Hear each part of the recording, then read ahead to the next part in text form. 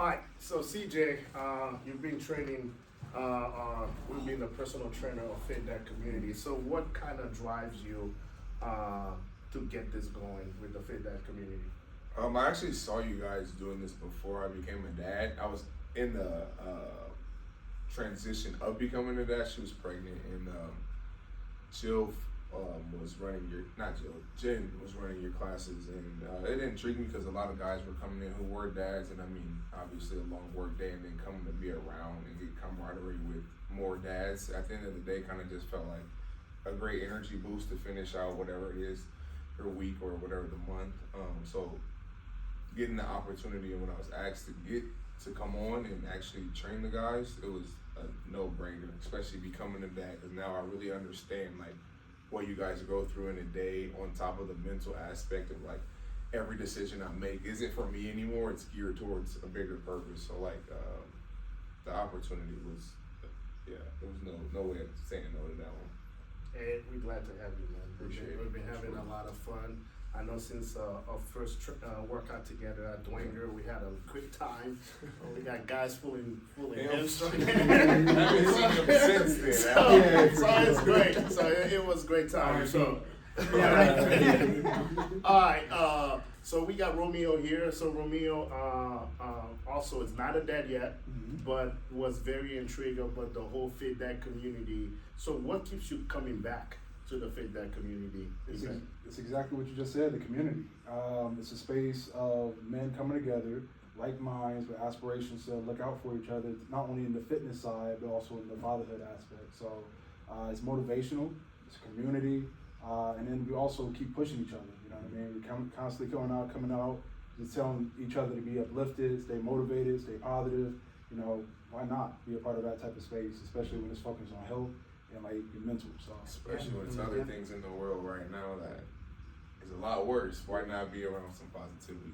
Yeah, 100%. I was just gonna say the same thing. There's a lot of negativity. Yeah. So when you can come to this group and everyone's laughing and having fun and getting our butts kicked. Yeah, thanks, CJ. Appreciate you. So it's been good. I know, and my favorite quote is from this guy, Tyler. He said, "I love coming here, I love suffering." I was like, "Oh, man." He said he loves suffering. So, this is the ultimate fit that here. So Tyler's been here since day one, and he keeps coming, and it keeps coming. It keeps coming back. Now he's bringing more people with him. So, Tyler, what it is about this Fit That community that you love?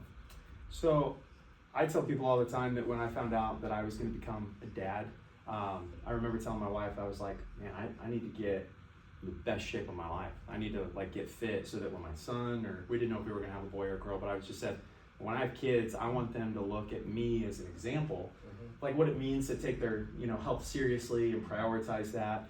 And the reason I keep wanting to bring so many people in here is I did not realize until I made fitness a priority in my life and was consistent with it, how it permeated into every aspect of my life, like my relationships with my spouse, my siblings, my parents, my coworkers. Like it almost, you just become more laser focused, or at least that's how I feel. Like you become sharper when you're healthier and you're not going out on the weekends drinking and doing all the things that, granted I've been there, like in my early 20s, I did that. But now I'm like looking at like what, CJ said, there's a bigger purpose, right? Like I've got kids at home, I've got my wife at home, I've got other people that get my time.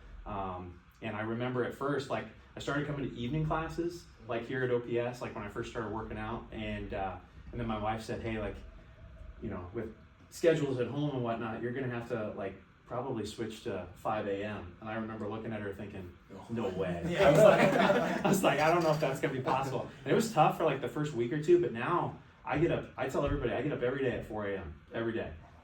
Even on the weekends, like I feel like I try to sleep in, but it's just, like, it's my alarm. It's like I wake up, that's my internal clock. So, now it's become so much of a passion that like when I see people here and I suffer with them, it takes me back to when I used to play sports, and then those first couple workouts where I was like, man, this is hard, but I never regret coming, even when I'm feeling down or tired that day. Like if you've got the baby's up in the middle of the night a couple times and you realize you're like, oh my gosh, now it is 4 a.m. Now I do have to start my day, and I only got like maybe 3 or 4 hours of sleep, you know. So everybody's been there. Yeah, and I will say, like, it's the tough part sometimes is getting back into the gym. Yeah. And so, like, you have people coming back into the gym, and then also you see people outside the gym. Yeah. Romeo and I saw each other randomly, like, at his office. I was going to the office next door, and I'm like, "What are you doing?" You know, it's just it's fun to see people in the gym, and then you go once a month here to the community. Yeah. And then you're going like twice maybe to the gym that month, maybe 3 times that month, next month, and then you just keep domino effect. Yeah. And you're then all of a sudden you're back in it. Yeah. Yeah, I've always told people that the small goals like lead to big results. So like you said, like maybe just tell yourself you're gonna come to the gym once a week. Right. You know, and then once a week turns into, you know, twice, and then twice turns into 3 times. But like I even catch myself in here, like we suffer and push each other together, but I do try to be cognizant. Like if I see new faces, like I always tell people, it's like, because I think as men, like even my ego gets in the way, and I'm like, I'm gonna lift like just what that guy lifted. But I do try to go up to people and be like, hey, the goal is to break yourself, but like have enough fun and push yourself that you're gonna feel good to come back tomorrow. You know what I mean? That was my message when we were jumping. Everyone's like, I want to do the big, but I'm like, hey, listen.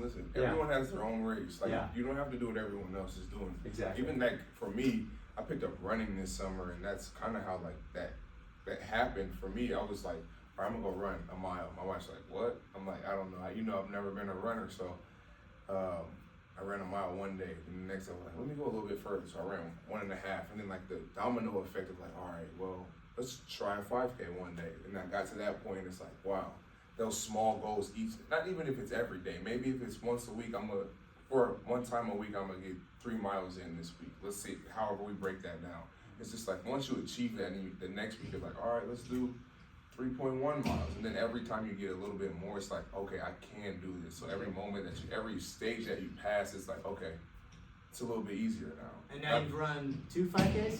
2 5Ks, 7K. I'm running the 10K in 2 weeks. Yes. And a half marathon November 8th. Yes. See, it just keeps going. I love it.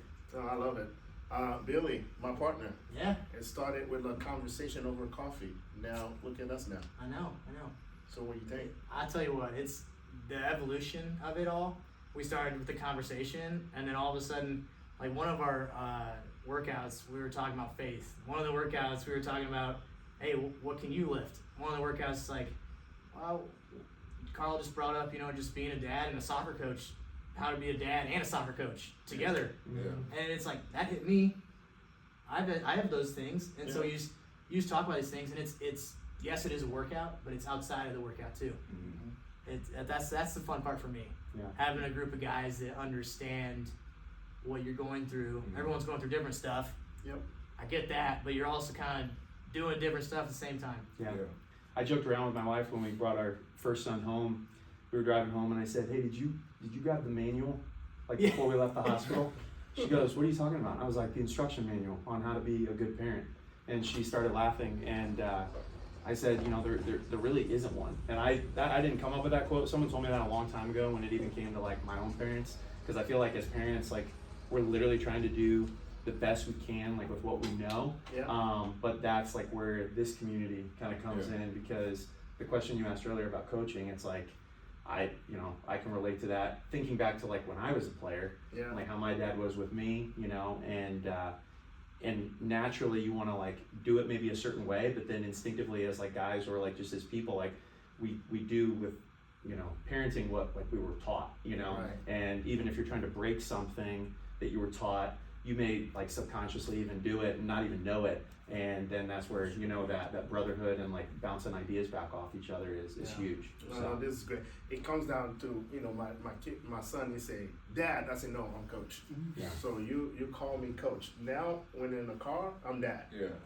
It's just a little stuff. And see, this is why I value this space, because listening to men that's already in those positions is huge, right? Yeah. How will I be when I do become a father to understand? Because like you said, there's no manual, right? Yeah. But ultimately, it's the counsel of other men that's in the position. You're I could have handled that a little bit differently, or I could have, said this differently.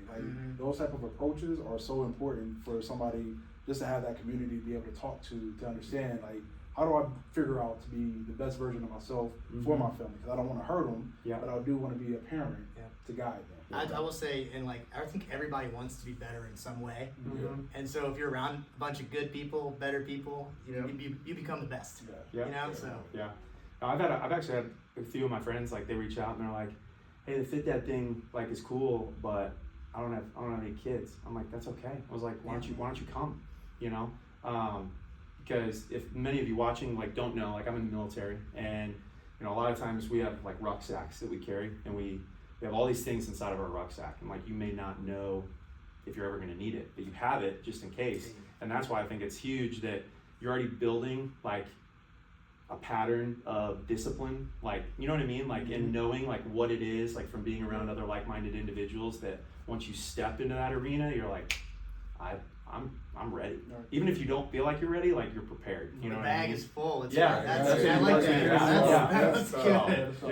So unlimited tools. Yeah, because we only know one way, which is our parents, right?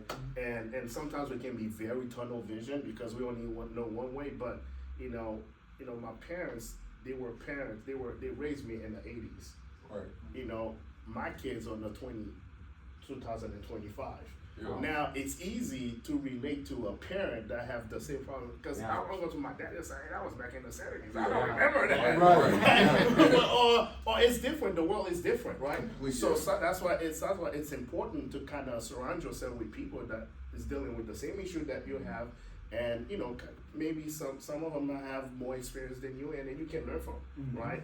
So, and even sometimes we don't get everything from our parents. It's just from people that we talk to, you know, or again, thank you guys. It's been great. It's been a great journey so far. I love it. Just get Happy to birthday know. to Carl.